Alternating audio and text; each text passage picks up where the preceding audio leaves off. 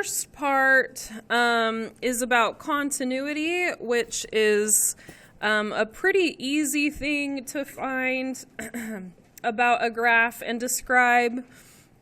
You're basically just saying if you can trace the graph with your finger without picking up your finger.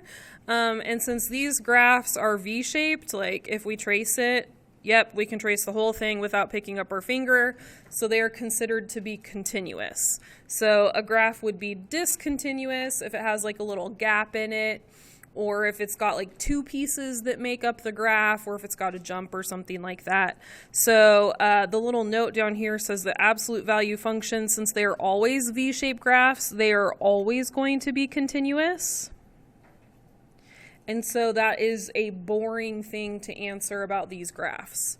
So if you have the assignment out for this, there was a portion of the assignment that asked you to just determine whether the graph was continuous. That was for problem 21 and 22. And for both of those, you'd be like, yep, the graph is continuous. Boring answer because these graphs are always continuous. The next part talks about the end behavior of the graph. And the end behavior is just a kind of fancy mathematical way of saying what are the arrows doing. So when we describe the arrows, we have two different ways of describing them. We can talk about what the arrows are doing to the left and to the right. So to the left and to the right, we have a negative infinity and a positive infinity, right? Left would be negative infinity, right would be positive infinity. And so for a left, we would say x goes to negative infinity. For the right, we would say x goes to positive infinity. That's a left arrow, that's a right arrow. And then if the arrow goes up or down, we could also use a positive infinity and a negative infinity to describe that as well, but we would describe it using a y. So negative infinity would go down, positive infinity would go up, and here we would just say y goes to that infinity. So when we describe the arrows, we have to describe it both ways. Does it go left or right? And then does it go up or down? Okay, so if we're describing this picture right here, we would say for this arrow, it points to the left, but it also points up. So we would say it points to the left, but it also points up. We would use these two pieces to describe the end behavior. So I would say as I look at the left arrow, I can see that it points up. Left arrow points up. That's the end behavior. Then as I look at the other end, I can see that the right arrow also points up. The right arrow also points up. So I'm going to say as I look at the right side, I can see that that arrow points up.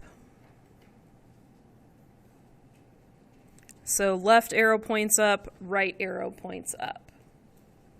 And when you look at the ends, you're always looking at the left side and looking at the right side. So we always do this part first. As I look to the left side, as I look to the right side. That's always how you start the end behavior. And then the arrows could point up and up to the left, up to the right. They could point up to the left but down to the right. They could be down to the left and up to the right. The arrows can point all sorts of different directions. Sometimes they level off and they're just flat. They don't point up, they don't point down, they point like in the middle and they're going to a specific number. It just depends on what type of function we're studying for that unit. So with this one, we're going to say the left arrow goes down. So as x goes to negative infinity, so as I look at the left arrow, I can see that it goes down, y goes to negative infinity. As I look at the right arrow, I can see that that one goes down. So as I look at the right arrow, x goes to positive infinity is the right arrow. I can see that that goes down, y goes to negative infinity. So that's what end behavior is. So if we look now in the practice packet, The practice packet for 25 and 26 asked you to not only do the intercepts, which you should have already done, but it also asked you to say what the end behavior was for 25 and 26. So now we can finish those. And then 27, 28, I didn't assign those on a specific date, but those you could have done at any point. Those are just graphing. V-shaped graph, an absolute value graph, and then these are straight lines. So y equals mx plus b. So this is the slope. This is the y-intercept. Over here, we have x and -3, so that's a vertical line. It just doesn't have an x and a y, so it's not slanted. It's just straight up and down. It's a vertical line. And then this one is just not in y equals mx plus b form. It just needs a little bit of help before it can get graphed. So those you could do at any time.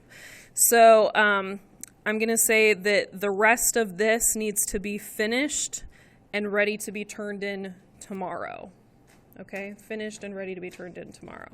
But all the notes are filled out. End behavior continuity is not on the quiz. It is not on the quiz. All these notes, let me show you on Google Classroom where these are.